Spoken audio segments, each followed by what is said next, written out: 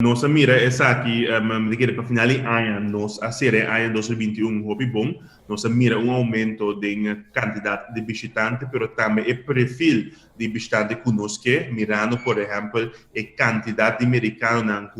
a regressar nos Isla Back for the Uni que lá havia ano passado, e também aumento de vuelo na for América, que é mercado específico conosco, que mira é aumento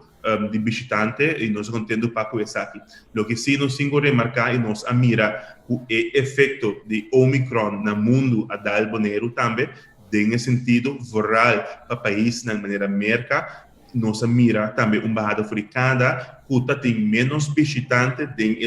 entre dezembro de que agora aqui promedio de fevereiro comparar com o que nós por atender para capacidade. Nós mira vuelo também com a Bini pouco mais baixo com o que nós primeira de como o Omicron variante há rol de aqui riba não somente o medo, mas mais tanto o sentido de para dar segurança que o viagem está possível,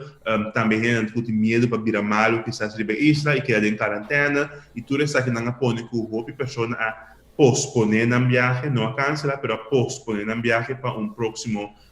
temporada. Então, sei seguro, nós mira se a afetar a cifra de luna de januário e pronto nós vamos mais